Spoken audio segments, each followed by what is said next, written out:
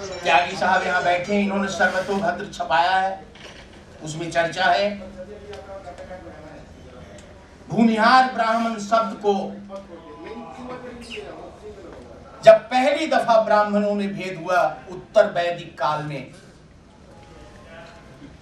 तब इसे निवृत्त ब्राह्मण के रूप में जाना जाता था। आप जानते हैं भारतवर्ष में सिर्फ 4 ही वर्ण थे और वही 4 वर्ण आज से 1300 साल पहले तक भारतवर्ष में इतनी जातियां नहीं थी जितनी जातियां अभी हैं।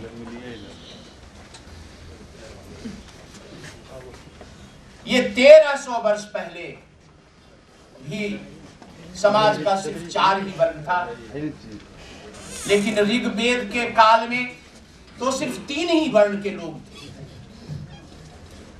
ऋग्वेद जिन्होंने पढ़ा है वो जानते हैं तब शूद्र की कोई कल्पना नहीं थी। और मैं यही चाहता हूं, श्री ओम प्रकाश त्यागी जी बहुत बड़ा कार्य कर रहे हैं। जो सचमुच हमारा उद्देश्य है, जो डॉक्टर श्री कृष्ण सिंह का उद्देश्य था, जो स्वामी सहजानंद सरस्वती का उद्देश्य था, जो और भी महावीर त्यागी जी से लेकर बड़े बड़े जितने हमारे महापुरुष हुए हैं, जब हम तिलक का नाम लेते हैं, गोखले का नाम लेते हैं, विनोबा भावे का नाम लेते हैं, जब हम मोरारजी देसाई का नाम लेते हैं या नंबूदरी नेताओं का नाम लेते हैं, तो सब लोगों की यह कल्पना थी। इतिहास और काल ने उनको अलग अलग नाम दिया है। वे सब के सब भूमिहार ब्राह्मण हैं। उन सब के सब को भूमिहार ब्राह्मण के नाम से संबोधित करना चाहिए।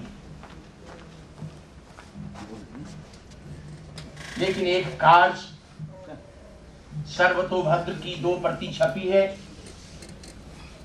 अच्छा साहित्य का निर्माण हुआ है, लेकिन बहुत ही सबसे बड़ी आवश्यकता अगर किसी चीज की है तो एक आवश्यकता है, वह है भूमिहार ब्राह्मण समाज के पिछले 5000 वर्षों के इतिहास लेखन का।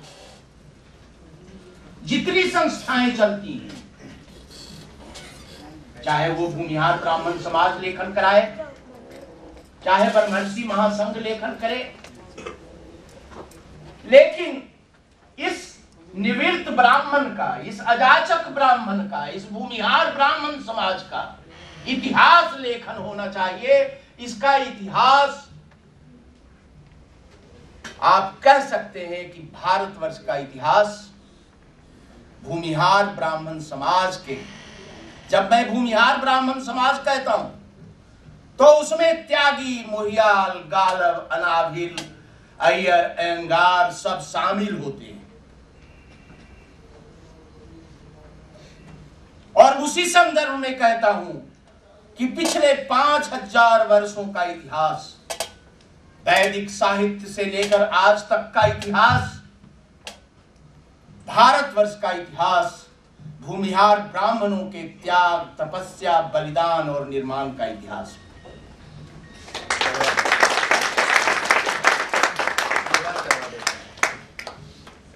वैदिक युग के सप्त ऋषियों का नाम आप लें, आप अपने को जोड़ते हैं तो सप्त ऋषि हैं।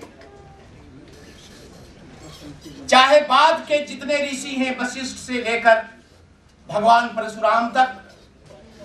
अभी जमदग्नि के गांव के 2 पुरुष यहाँ थे जो परिचय दे रहे थे कि वो जमदग्नि ऋषि के गांव में रहते हैं। चाहे तब से लेकर जब आप चिंतन करेंगे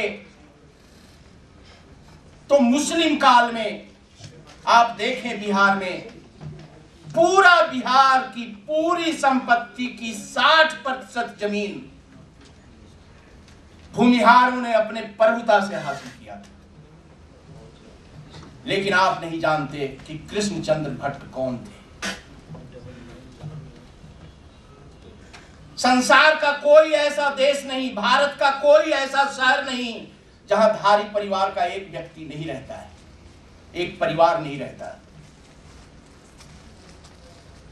कृष्णचंद्र भट्ट अगर नहीं होते तो शेरशाह भारत का, इस मुल्क का बादशाह नहीं होता।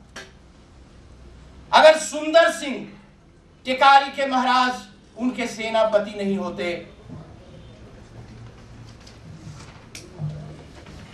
तो शेरशाह इस मुल्क के बादशाह नहीं होते। लेकिन